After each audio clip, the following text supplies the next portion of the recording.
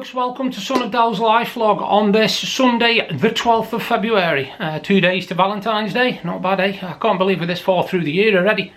It's been 2 weeks since my last vlog, and on my vlog today I'm doing a unboxing of the Gibsons Jigsaw subscription service for February. I've got a couple of book reviews, one from Roger Moore and one from, well, let me get the name right now, James Patterson, is it? Hang on, I can't even remember. No, sorry, I'm miles away. It isn't James Patterson, that was my last one.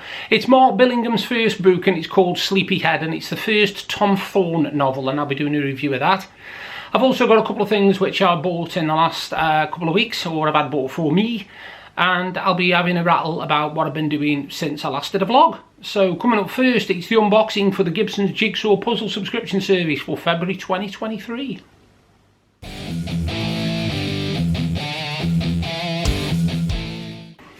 Now, here you go. Can't believe I've been having these since April last year, maybe May. Basically you pay £16 a month and you get a 1,000-piece jigsaw, and sometimes they're signed, sometimes you get limited edition things with them. I've had everything from Christmas baubles to limited edition books that aren't even available to buy, to packs of cards, to signed puzzles. Now, when I first opened this one, I thought it was a very, very boring puzzle. I will be honest with you, because what I first saw was this. And it looks quite boring, doesn't it? All you've got is like a village scene with bananas, strawberries, with mountains and all sorts of stuff on it. You know, as you can see there, look, all balloons. But if you look very, very closely, everything on that jigsaw is food. Everything is food. So you've got bananas that make up the hot air balloons. You've got all the fields here where you've got carrots, cucumbers, tomatoes, radishes, all making up the field. And even if you look at the back, the mountains there, they're cheese by the look of it. They look like the cheese or bread crusts or something. Every single part of that jigsaw is food, is some sort of food. And I think it's absolutely amazing. You've even got, like, you know, with the trees, you've got like broccoli. Now, it's by an artist called Carl Warner, and apparently he's a leading British photographer whose food landscapes are a growing global sensation.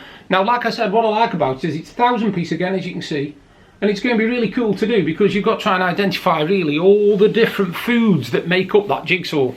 But absolutely everything on there, apart from the sky, obviously, is food. And I think it's a really ingenious concept. You know, it's very, very clever. And like I said, it's part of the Gibsons Jigsaw Puzzle subscription service. And when you get these jigsaws, you get them before they're available to buy. And it's usually about a month beforehand before they come out. So you get it at the start of February, and it doesn't come for sale until at least March. So you're getting a good heads up on the jigsaw, you know what I mean? So that is what is in the Gibsons Jigsaw Puzzle subscription service for February 2023. And it's a 1,000-piece jigsaw called The Land of Plenty.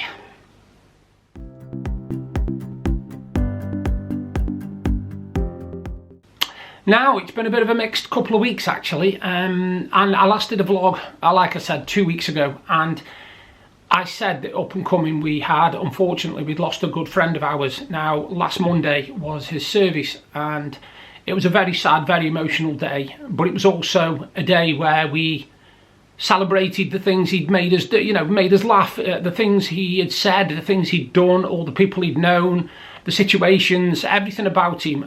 His name was Michael George Dolby, and he was a really, really nice bloke. I mean, you can say that about a lot of people, but he was a genuine nice guy. You know, he was somebody who you'd be talking to for 5 minutes and you'd feel like you'd known him for years. He was that kind of guy. He was very laid back as well.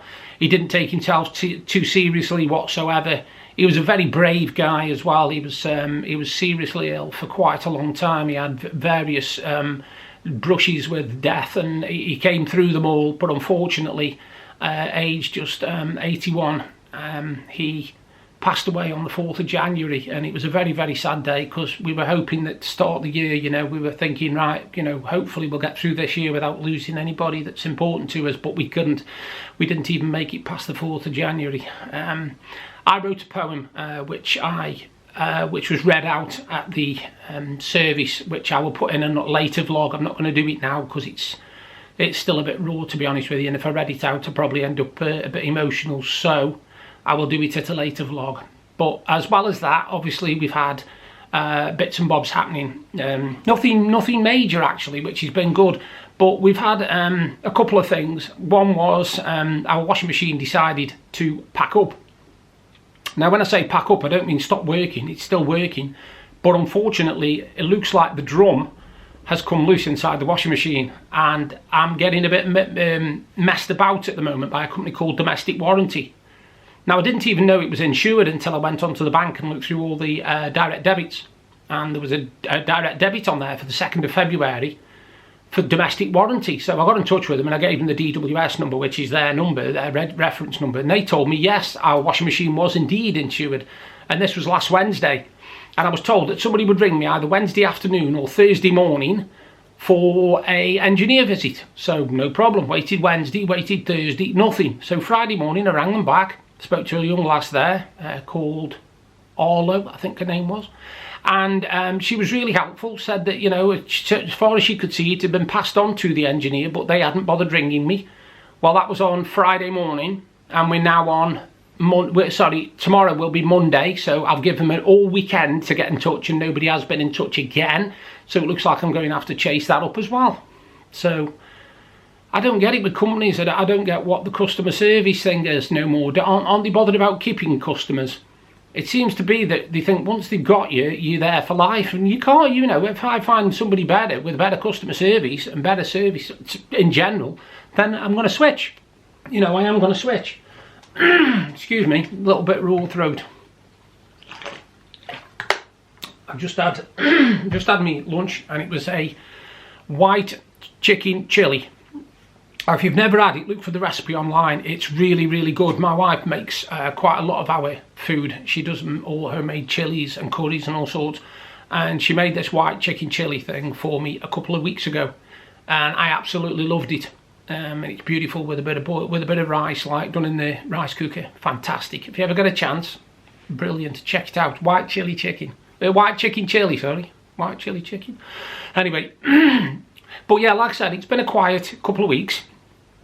We have been into the village a couple of times, but there's not really a lot happening at the moment. I don't know whether you won't know, but Blackpool area before March, before the end of March, is usually quiet because it's out of season. You know, the season doesn't properly start with all the tourists and everything till March, near the end of March usually. Now, one thing I was surprised at is my sister told me that the kids actually broke up for half term Friday just gone. Now, I'm pretty sure, whether my memory's fading me, I don't know, but I'm pretty sure when I was at school, we never used to break up for half term before Valentine's Day.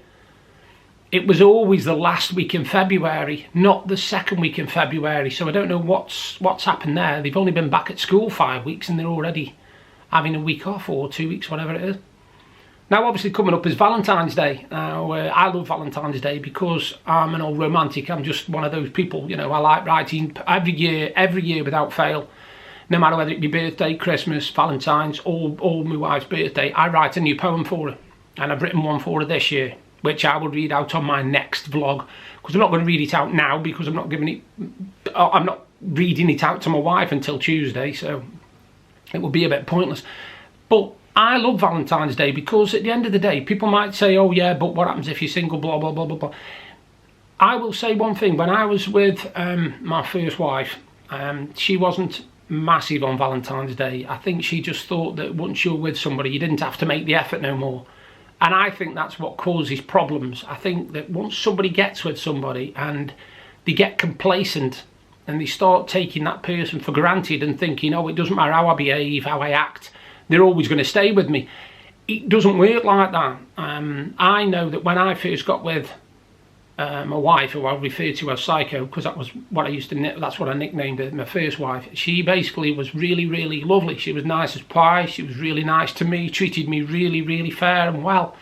But after a while, I saw a different side of her, and it wasn't a side that was very nice at all. It was manipulative, it was abusive, and I decided after a while that I couldn't do it. I literally chickened out, if you like. I left and I couldn't go back. I just could not go back.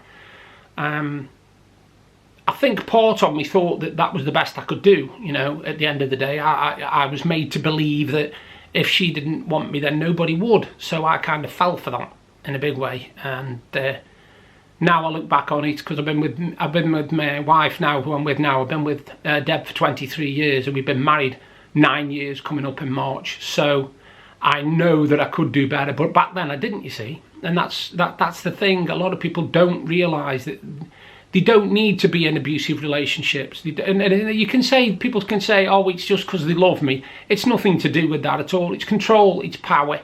It's somebody wanting somebody to feel subservient, basically. I think the reason me and my wife now, Deb, get on so well is because we don't expect anything from each other. We don't think that, oh, I'll sit down, it'll all get done for me. I'll do this, this'll get done for me.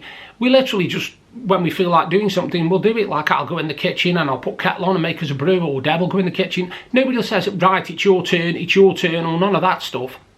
It's just how we are, you know.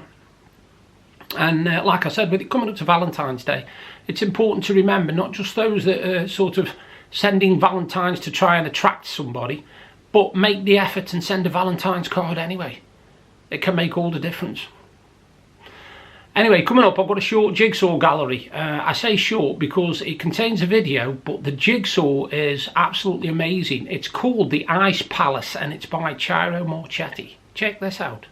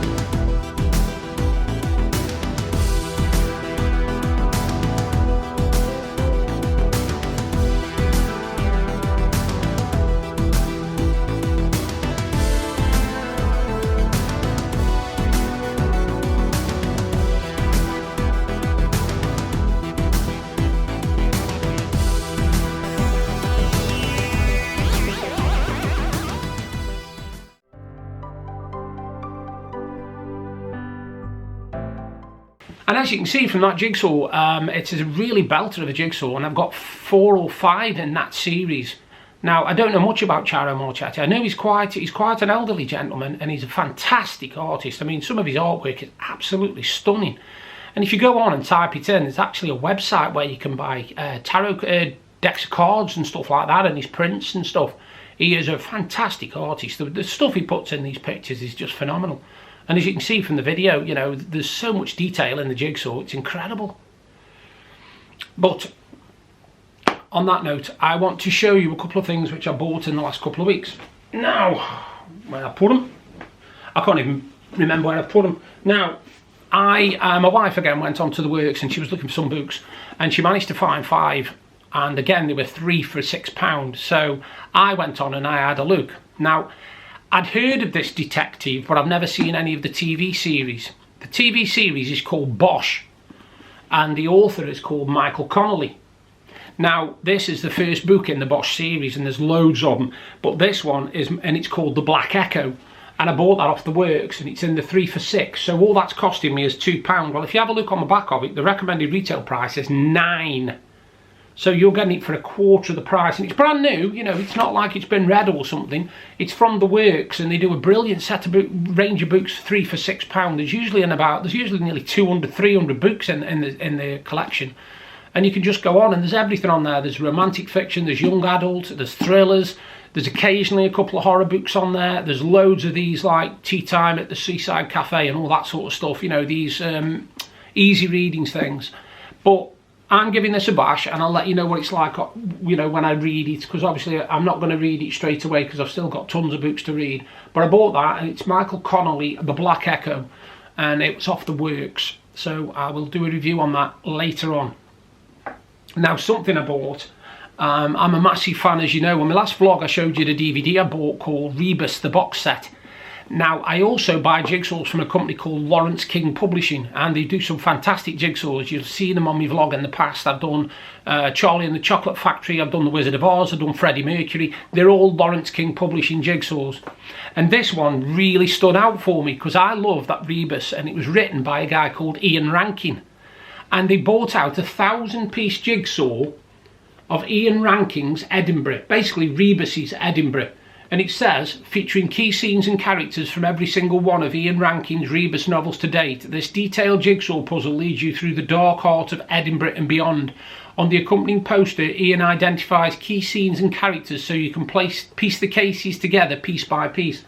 And I think that's a really clever concept, and that's a jigsaw on the back. Now, you could buy this direct off Lawrence King Publishing, but as I was having it for Valentine's Day off my wife, I wanted to make sure I got it for Valentine's Day, and I wouldn't have done if it had been off Lawrence King Publishing. It probably would have been about 6 or 7 days. So I got it off Amazon, and it worked out weird because Amazon were actually selling it cheaper than the official site, which I couldn't figure that one out. But like I said, it's a 1,000-piece jigsaw. It's got a poster in there, and it's also got a soundtrack in there as well of the songs to listen to while you're piecing it together. So I'm looking forward to seeing what's on that. But I got that off Amazon, and it's Lawrence King Publishing, and it's called The World of Ian Rankin, The Edinburgh of Inspector John Rebus. And that's the last thing I bought. And I only bought that yesterday, the day before yesterday, and it came yesterday. Anyway, coming up, I've got a couple of book reviews for you.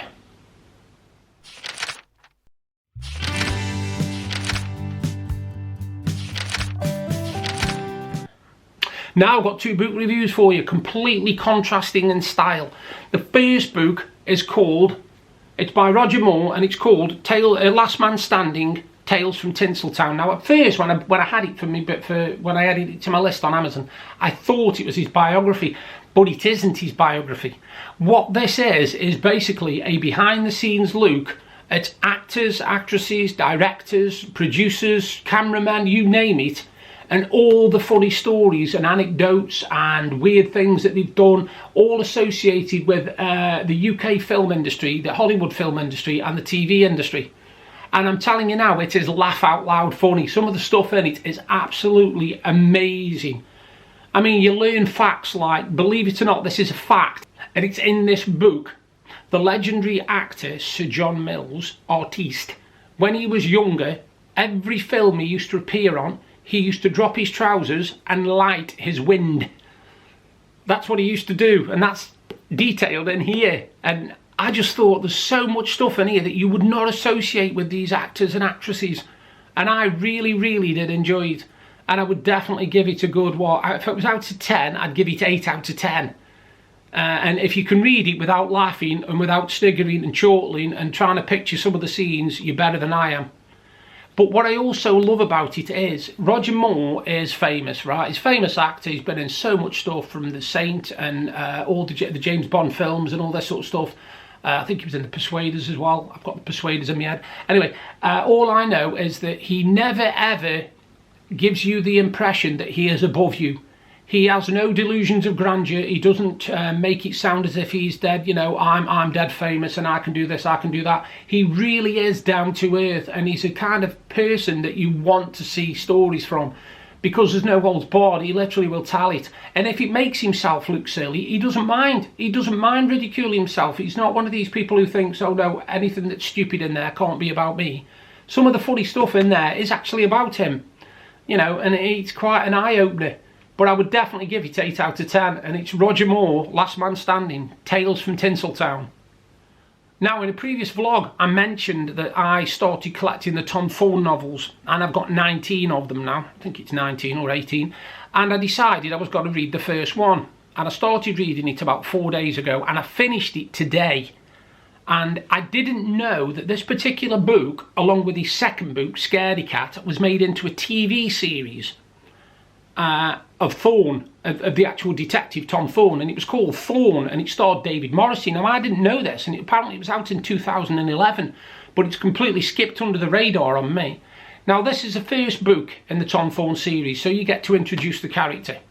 Now, it's called Sleepyhead. Now, a bit of a spoiler alert. Basically, some guy is going around, and at first you think he's murdering women because he wants to murder women, but he isn't. He's trying to do something, but it keeps going wrong. And what he's trying to do is put them into a coma, but a coma where they're awake and they know everything that's going on, but they cannot respond to anything you do to them. They can't talk, they can't move their hands, their legs, their arms, nothing. Occasionally you might be lucky if they can blink. And that's what he was trying to do before he murdered these other women. And basically it's a bit of a cat and mouse type thing between Tom Thorne, who you get introduced to, and the killer and other people that are obviously in it. Now, it's a really, really good read, and it will have you going right the way to the end. And what I love about it is the fact that Tom Thorne is as human as you and me. He is not a policeman who gets everything right, makes all the right decisions, knows what he's on about, etc., etc. It shows a human side to a DC, basically, a DC Tom Thorne, yeah, Tom Thorne, yeah. I thought his name was Tom, and he said Tom Gordon. Then that's Stephen King. Tom Thorne, and it is a fantastic book. It really is. I would definitely give that another 8 out of 10 for his first one. Now, obviously, there's a little bit of rough around the edges. It was his first novel. I mean, he wrote this in 2001, was it? 20 odd years ago. And it's good. It's fantastic. And if this is his first novel, and I've read his fifth one, and his fifth one's brilliant as well. But I'm not going to rate fifth one when I've only read the first, if you know what I mean. I read the fifth one by accident. That's how I got into the books. Now, the second one is called Scaredy Cat, and that's going to be either my next book I read or the one after that. But it's a really gripping thriller. There's characters in there that you can relate to. Some of them you absolutely hate from the minute you start hearing the description. And the other thing I like about it is it doesn't dwell on the detective's past. It doesn't say, oh, well, when he was a kid he did this, when he was younger he did this, etc., etc. You don't get to know that about him, so you use your imagination as to what it must have been like when he was younger. And I think that's something that he captures very, very well that other authors don't. Another set of books I want to read are R.D. Wingfield's Touch of Frost books, because I absolutely love Touch of Frost. It is my favourite detective show ever. And David Jason playing the part literally just steals it anyway. But it is a fantastic, dark, gritty, it's not his usual comedic stuff. Touch of Frost is brilliant. So I want to read the books to see how realistic and how well David Jason played him. But this is the first book in the Tom Thorne novels, and it is called Sleepyhead, and it's by Mark Billingham, and I would give it 8 out of 10.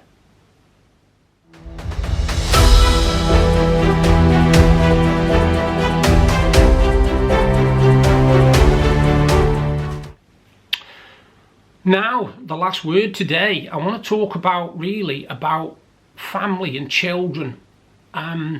Just recently, I've been speaking to somebody who I know, and I've also seen incidents of this firsthand as well. I've seen it when I've been around town, I've seen it when I've been in the shops, etc., etc. And I'm amazed at how parents talk to little children.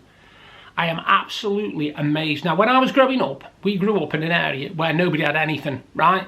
We were poor, it was as simple as that. We were probably classed as lower working class.